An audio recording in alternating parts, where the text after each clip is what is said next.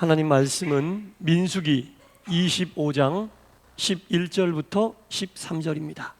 민수기 25장 11절부터 13절까지 한 절씩 교독하시고 마지막 절은 함께 읽도록 하겠습니다. 제사장 아론의 손자 엘르아사라의 아들 비느하스가 내 질투심으로 질투하여 이스라엘 자손 중에서 내 노를 돌이켜서 내 질투심으로 그들을 소멸하지 않게 하였도다.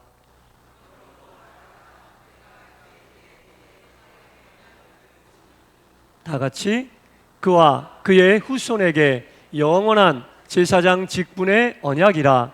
그가 그의 하나님을 위하여 질투하여 이스라엘 자손을 속죄하였음이니라. 아멘. 수요일 저녁 주님 전에 나오신 모두에게 하나님의 크신 은혜와 평강이 충만히 임하시기를 간절히 축원합니다. 민수기를 보고 있잖아요. 민수기를 보고 있는데 지금 민수기가 어디까지 흘러왔냐면 이스라엘 백성들이 하나님께 일만 있으면 원망하는 거예요. 조금만 괴로우면 불평하는 거예요. 원망과 불평이 이스라엘 백성들의 광야 생활의 거의 대부분이었어요. 그런데 광야 생활이 총 몇 년이죠? 몇 년? 알고 계셨네. 40년. 40년인데 30한 9년쯤 됐을 때 놋뱀 사건이 일어났어요. 놋뱀 사건 아시죠? 너무 원망하고 불평하니까 하나님이 그냥 불뱀을 풀어버렸어요. 여러분 너무 원망하고 불평하면 하나님이 불뱀을 풀으실지도 몰라요. 불뱀을 풀으셨어. 물리면 그냥 가는 거예요. 모세가 또 지도자니까 어떻게 하나님 주여 백성들을 긍휼히 불쌍히 여겨 주시옵소서. 하나님이 또 마음이 약하신 분이잖아. 그래 알았다. 너희들에게 있는 놋을 녹여서 놋으로 뱀을 만들고 장대에 달아라. 그리고 그 장대에 달려있는 놋뱀을 보면 살리라. 얼마나 쉬워요. 이렇게 하면 사는데 이렇게 안 하면 죽고 이렇게 하면 사는 거예요. 얼마나 쉬워. 그런데 대부분 죽었어. 이게 안 믿겨지니까. 이거 안 믿겨지니까요. 저거 보면 살겠어? 약을 주든지 뭐 물을 줘서 먹으라고 하든지 그래야 사는데 이거 골골 돌려서 저 놋뱀 보면 산대. 누가? 믿기 힘든 일이지만 믿고 본 사람은 다 산 줄 믿으시기 바랍니다. 그겁니다, 여러분.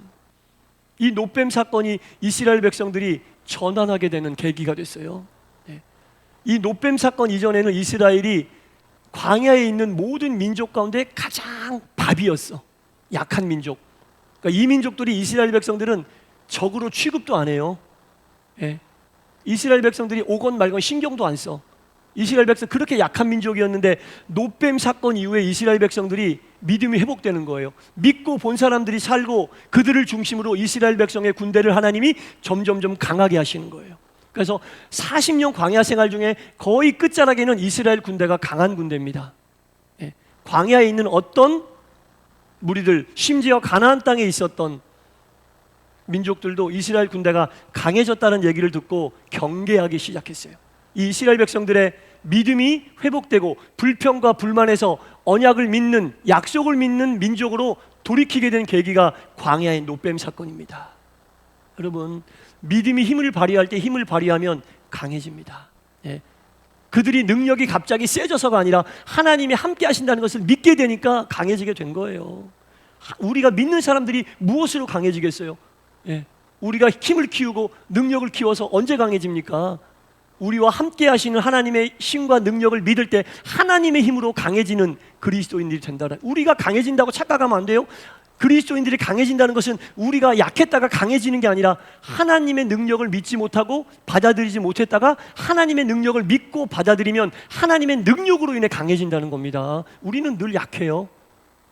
하나님 앞에서 늘 약하다고 고백할 수밖에 없어요. 그러나 강하신 하나님을 믿으면 강하신 하나님이 우리를 당신의 능력으로 강하게 만들어주시는데 이스라엘 백성들이 강해지게 된 계기가 바로 이 놋뱀 사건이었다라. 그 다음부터 이스라엘 백성 승승장구예요. 싸움은 이겨요. 그래서 지난주에 무슨 말이 있었어요? 발락이라고 하는 임금이 처음에는 이스라엘 백성들을 정말 발톱의 때처럼도 안 여겼어. 쳐들어오려면 쳐들어와. 우리를 건드리기만 해봐. 그냥 가서 쓸어버릴 거야. 이렇게 겁줬던 발락 왕이 이제 이스라엘 백성들이 두려운 거예요. 그러니까 어떤 수까지 썼습니까? 그 당시 유명했던 무당인 발람을 불러서 이스라엘을 저주해줘라. 신경도 안 쓰던 그 이스라엘이 신경 쓰이게 되니까 이기고 싶으니까 온갖 술수를 다 동원하는 거예요. 발람이라는 무당을, 당시 최고로 용하다는 무당을 불러서 제발 좀 돈은 얼마든지 줄 테니까 이 이스라엘 백성을 좀 저주해 주시오. 발락 왕이 발람 무당에게 부탁을 한 거죠. 그런데 그 저주가 성공했어요? 실패했어요? 실패했어요. 4번이나 시도했거든요. 4번이나 시도했는데 하나님이 그 발람을 다 막아버리는 거야. 안 돼, 안 돼, 안 돼. 그러니까요, 어떠한 술수도 이스라엘 백성들을 저주로 몰 수 없어요. 왜? 그들이 강해서? 아닙니다. 하나님의 자녀라는 것을 인지하고 하나님 아버지가 우리를 지키신다는 생각을 하면 그 어떤 술수도 못 건드려요. 예? 그것이 여실히 드러나게 됐어요. 최강의 군대가 된 이스라엘 백성들은 어떠한 저주도 통하지 않고 어떠한 이민족 앞에서도 강한 군대가 됐는데 문제가 생겼어요. 예. 문제가 생겼습니다. 어떤 문제가 생겼느냐? 앉아있다가 일어서서 걷게 됐어요. 걷게 되다 보니까 뛰게도 됐어요. 그럼 뭘 조심해야 돼요? 넘어질까 봐 조심해야 돼. 이제 이스라엘은 앉아 있었다가 조금 걷게 되다가 이젠 뛸 정도로 됐는데 이들이 조심하지 않은 게 있어. 넘어질까 봐 조심하지 않은 거야. 오늘 넘어진 사건이 본문이에요. 25절 보면 그 표제가 뭐라고 나와 있어요? 부올에서 생긴 일이라고 나와 있어요. 여러분, 앉아있던 것을 일으켜서 움직이지 못한 것을 걷게 하고 이제 걸으니까 뛸 수 있게 만들어 주셨는데 뛰는 사람은 내가 잘나서 뛰나 보다 생각하면 넘어집니다.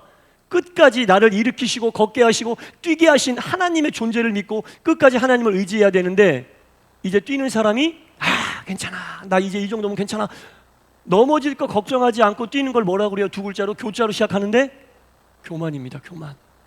이스라엘 백성이 교만이 차버렸어. 그러니까 부올이라는 곳에서 딱 넘어지는 거예요.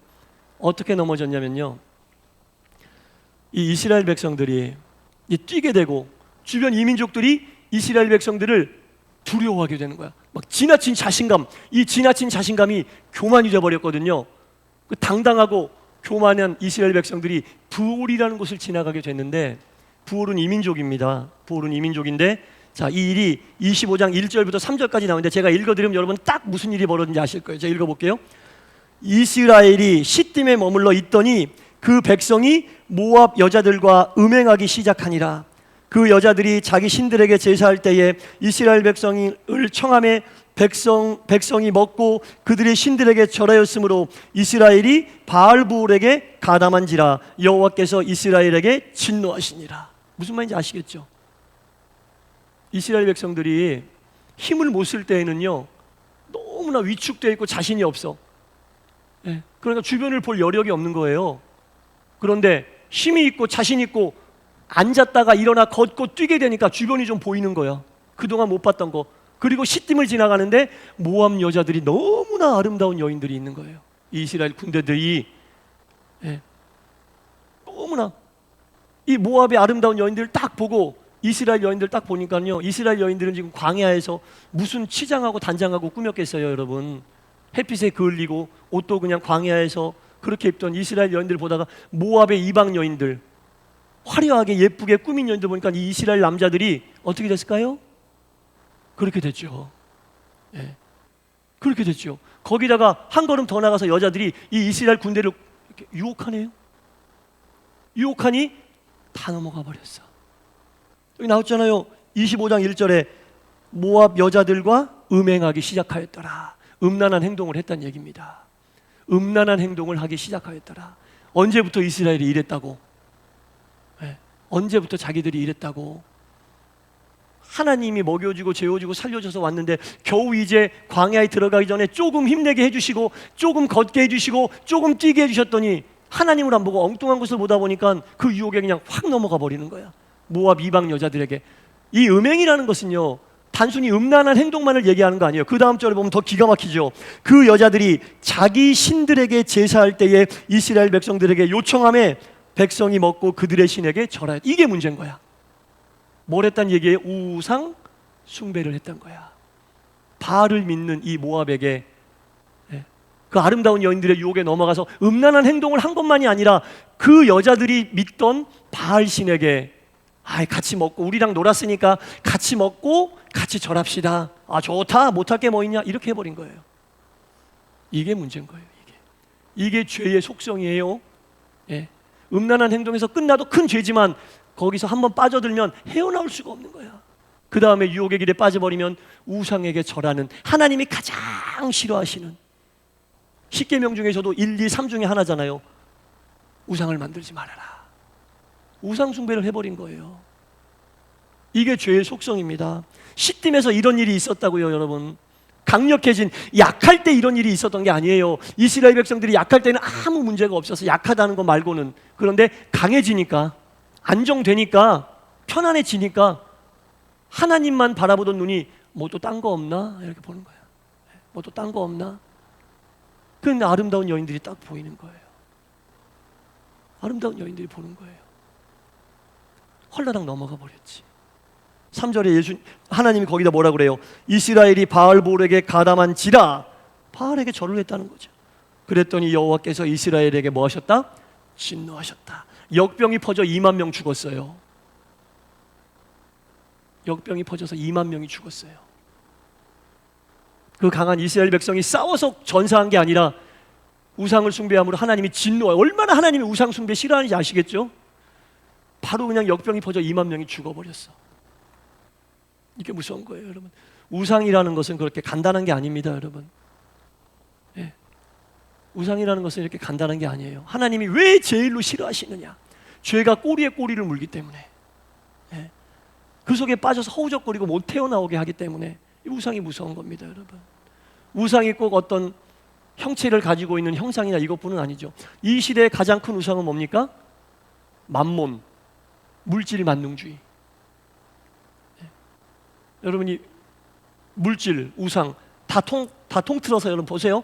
이 우상이라고 하는 것은요, 인격이 있는 경우가 한 번도 없어요. 우상이라고 생각하는 것들에게 인격이 있다고 여러분 여겨지는 거 있으세요? 돌로 만든 우상, 나무로 만든 우상, 돈도 마찬가지예요. 우상, 권세도 우상이 된 사람들이 있지. 근데 어떤 것도 우상에는 인격이 없어요. 그런데 인격이 없는 그것을 인격 위에 올려놓다 보니까 비인격이 인격을 지배해버려. 이해되시죠? 그게 문제야.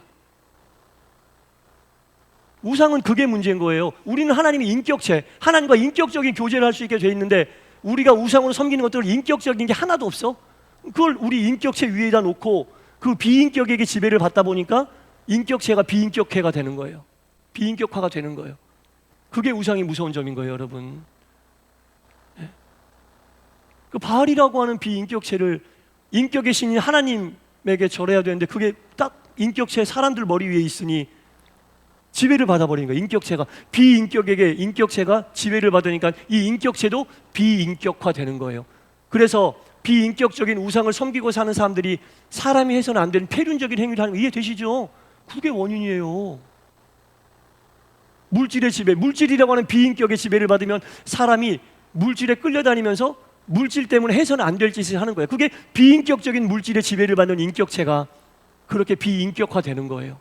권력을 얻기 위해서는 비인격적인 일도 서슴지 않죠. 그게 문제인 거예요. 우상이 그게 무서운 거예요. 하지만 하나님은 인격체십니다. 그래서 우리와 인격적인 만남을 가져야 되잖아요.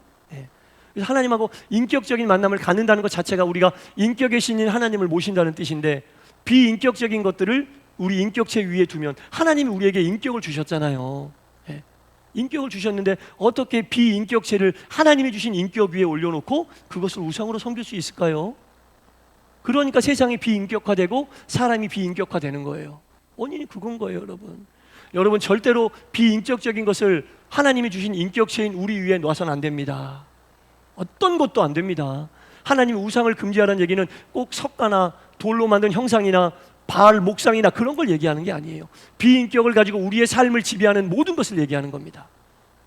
지금 이스라엘 백성들이 비인격적인 것에 숭배하고 절하고 그랬더니 하나님이 거기에 진노한 거죠.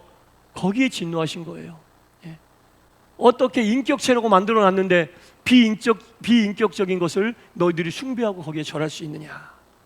그 말씀하고 계시는 거죠. 하나님이 진노하셨어요. 진노의 결과는 굉장히 무섭습니다.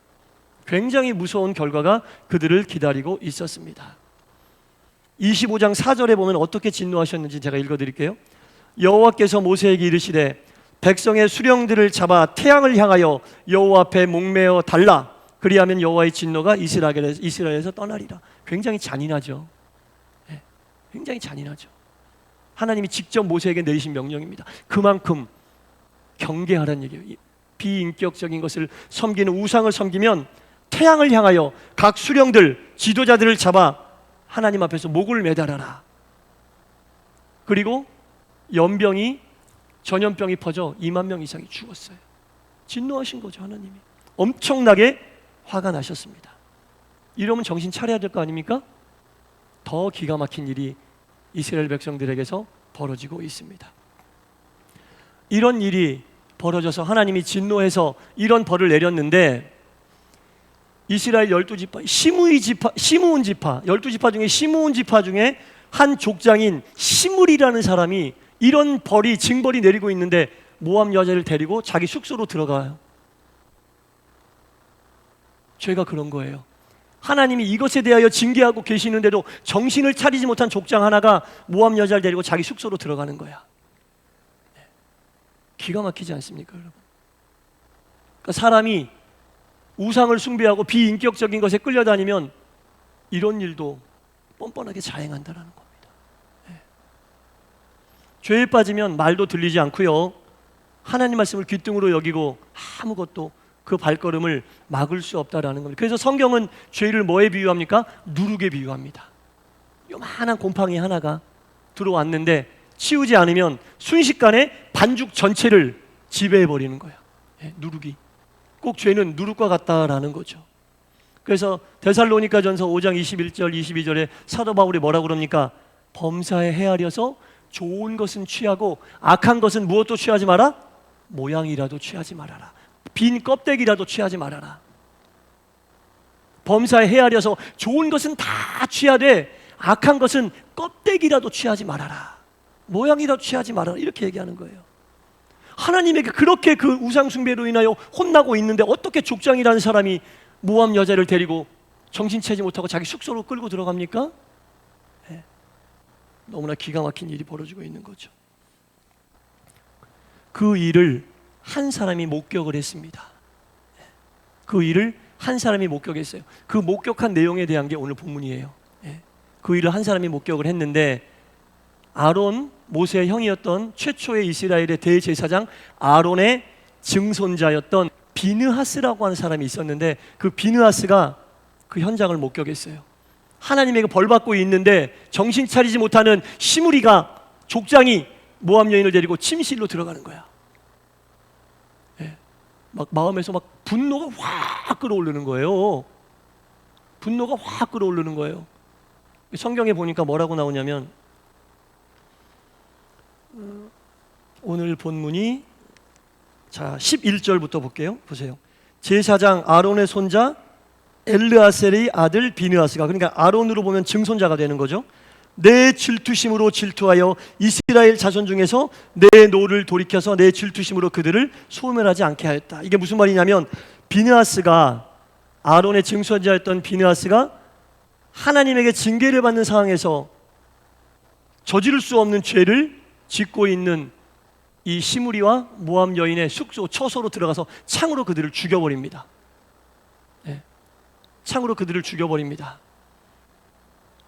그랬더니 그것을 보고 하나님이 그렇게 말씀하시는 거예요. 이 비느하스가 하나님이 이스라엘 백성들이 우상 숭배했을 때 가졌던 그 하나님의 질투심으로 이 일을 행하였다. 이렇게 얘기하시는 거예요.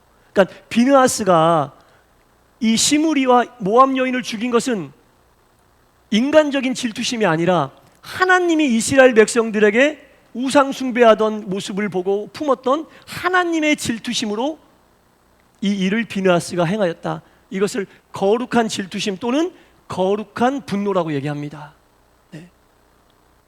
거룩한 분노로 하나님이 이 일을 행하였다. 이 비느하스가 이 일을 행하였으므로 내가 이스라엘 백성들에게 더 이상 그들을 소멸치 않겠다라고 이야기하는 겁니다. 하나님의 질투심을 인간의 질투심으로 생각하면 안 돼요. 비인격적인 그 우상 숭배를 하는 모습을 보고 하나님이 이스라엘 백성들에게 가졌던, 왜 하나님의 은혜를 모르고 왜 인격체로 만들어놨더니 비인격체에게 스스로 지배를 받으려고 하느냐, 이 모습을 보고 하나님이 너무나 안타까운 마음으로 이스라엘 백성들을 향해 분노를 하고 있는데, 비느하스라고 하는 사람이 하나님과 거의 같은 마음을 가지고 정신 차리지 못하는 시므리와 모압 여인을 죽였다, 그렇게 얘기하고 있어요. 그랬더니 하나님이 11절 끝부분에 보세요. 내 질투심으로 그들을 소멸하지 않게 하였도다. 비느하스가 일을 해버렸으니 하나님이 더 이상 그 일에 대하여 이야기하지 않으시겠다고 이야기하는 겁니다. 거룩한 분노, 거룩한 이런 질투심이나 이런 마음은 성경에 여러 곳에 나와요. 교회에 왔더니 장사꾼들이 드글드글하고 장사를 하고 있어. 예수님이 어떻게 하십니까? 좌판을 엎으시고, 하나님의 집에서, 기도하는 집에서 무슨 장사냐, 무슨 돈 거래를 하고 있느냐, 그러면서 완전히 그 시장판을 엎어버리셨잖아요. 그걸 우리는 거룩한 분노라고 다 얘기하고 있습니다. 하나님이 구약에서 우상 숭배하고 있었던 이스라엘 백성들을 보고 가졌던 마음이 바로 그런 마음이에요. 거룩한 분노. 그때 이 비느하스가 정신 차리지 못하는 그 제사장을 응징해 버린데, 하나님은 그것을 당신이 가졌던 마음과 똑같은 마음으로 비느하스가 그 일을 행하였다, 이렇게 말씀하고 계시는 거예요. 비느하스가 하나님께서 죄를 지은 우리들을 어떤 마음으로 보고 있을까를 눈치채고 영적으로 깨달은 거죠. 하나님이 정말 싫어하시는 일을 우리가 하고 있구나. 그런데 족장이라는 사람이 정신 못 차리고 한 걸음 더 나가 큰 죄를 지니 그냥 가서 그를 응징해 버렸어요. 만약에 비느하스가 안 했어도 하나님이 응징했겠죠. 하나님이 응징했겠죠. 그러나 비느하스가 그 일을 행하였다라는 겁니다. 정말 우리가 진실한 그리스도인이 되려면 이 일에 대해서 하나님은 어떤 관점을 가지고 계실까? 내 생각 말고, 내 생각 말고 하나님은 어떻게 이 일을 보실까? 하나님은 이 일에 대해 어떤 시각, 어떤 관점으로 이 일을 보고 판단하실까? 라는 생각을 하는 거예요. 우리가 무언가를 할 때도 마찬가지입니다, 여러분. 무언가를 할 때도 하나님이 이 일을 시작하시냐면 무엇부터 하실까? 하나님이 이 일을 처리하신다면 과연 어떻게 이 일을 하라고 하실까?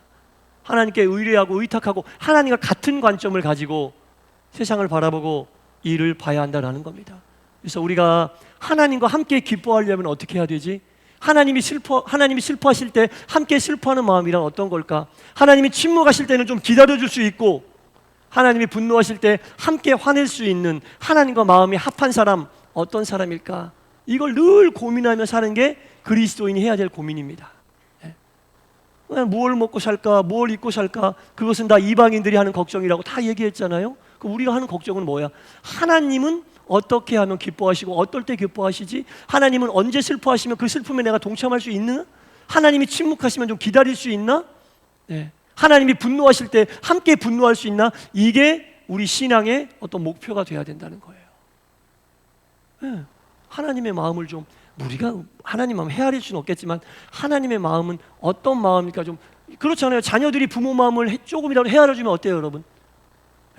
혼냈는데 왜 나 혼내? 그게 아니라 엄마 아빠가 나 사랑해서 혼낸다고 조금만 즐거운 얘기를 해봐요. 혼나면서도 엄마 아빠 마음 알겠어요, 저 걱정해서 해주시. 이 말을 들으면 부모 마음이 어때요? 어떻게 자식이 부모 마음 다 이해하겠어요? 근데 그 조금만 이해해서 해주는 마음으로 부모 마음이 어때요? 정말 말할 수 없는 감동 아닙니까? 하나님 마찬가지. 우리가 어떻게 하나님 마음 다 이해합니까? 그럼에도 불구하고 어떤 일에 대해서 하나님 마음, 하나님 지금 얼마나 괴로우세요? 내가 이렇게 하는 걸 보고 하나님 얼마나 힘드세요? 우리가 한국 교회가 이렇게 되는 모습을 보고 얼마나 괴로우세요? 이런 기도만 해도 하나님이 얼마나 좀 뿌듯하시고 당신의 마음을 조금이라도 우리가 헤아려주는 그런 어떤 심정으로 간다면 하나님 얼마나 기뻐하시겠습니까? 하나님은 그런 사람과 언약을 맺으십니다. 그런 사람과 언약을 맺으십니다. 그에게 평화의 언약을 맺게 해주신다라는 거죠. 그래서 그 비느하스를 통해 하나님이 맺으신 언약이 오늘 본문 12절과 13절, 이거 읽고 끝낼게요. 잘 들어보세요. 그러므로 말하라, 내가 그에게 내 평화의 언약을 주리니. 누구에게 준 거예요? 비느하스에게. 제사장 아론의 후손이었던 비느하스에게 너로 인하여 내가 평화의 언약을 맺으리라. 그와 그의 후손에게 영원한 제사장의 직분의 언약이라. 아론의 후손들이 계속 영원한 제사장의 직분을 감당하도록 그가 그의 하나님을 위하여 질투하였다. 하나님을 위하여 질투하였다. 하나님을 위하여 분노하였다 라는 거죠. 하나님을 위하여 여러분 우리가 분노할 수 있습니까? 네. 하나님을 위하여 질투하여 이스라엘 자손을 속죄하였음이니라. 비느하스의 거룩한 분노가, 의분이 하나님 마음에 들었던 거지. 그러니까 하나님이 그와 평화의 언약을 맺으시고 하나님이 그를 영원한 제사장의 직분으로 이끄신다라는 겁니다. 바라기는 오늘 이 비느하스가 하나님을 향해 가졌던 마음, 오늘 본문에는 하나님의 질투심이라고 나왔지만 하나님을 향해 가졌던 하나님의 기쁨, 하나님의 슬픔, 하나님의 질투, 하나님의 침묵, 이 모든 것이 우리가 믿음 생활하는데 신경 쓰고 고민하고 집중하는, 그리하여 비느하스처럼 하나님과 평화의 언약을 맺는 우리 모두가 될 수 있기를 주님의 이름으로 간절히 축원합니다. 기도하겠습니다. 신앙의 목표가 무엇일까요? 하나님의 마음에 합한 모습으로 사는 것입니다. 모두가 죄를 짓고 늪과 같은 죄 속에 조금씩 더 빠져들어가고, 심지어 하나님이 징계하고 계시는 와중에도 죄로부터 벗어나지 못하고 더 큰 죄를 짓고 있는 모습을 본 비느하스가 너무나 의분이 가득 차고 하나님의 심정을 헤아려 보니 하나님이 얼마나 괴로워하시고 속상해 하실까를 알고 하나님의 질투심으로 그들을 처단하는 행동을 했나이다. 하나님은 그 모습을 보시고 비느하스가 그리하지 않았더라도 하나님이 징계하셨겠지만 한 사람이라도 이스라엘 백성 중에 하나님의 뜻을 헤아리려 하는 자가 있다는 그 사실에 이스라엘 백성들을 나머지는 용서하시고 또한 비느하스와 평화의 언약을 맺는 모습을 말씀을 통해 우리가 보았습니다. 주여, 하나님은 과연 어떠한 마음이실까 단 한 번이라도 생각하며 하나님이 기뻐하실 때 함께 기뻐할 수 있는 믿음, 하나님이 슬퍼하실 때 함께 괴로워할 수 있는 믿음, 하나님이 침묵하실 때는 묵묵히 기다릴 수 있는 믿음을 우리에게 허락하여 주시사 100만 분의 1, 1000만 분의 1, 점 하나라도 하나님의 마음을 이해할 수 있는 믿음의 길을 가는 우리 동산교회와 동산의 모든 하나님의 백성들 되게 하여 주옵소서. 예수님 이름으로 기도드리옵나이다. 아멘.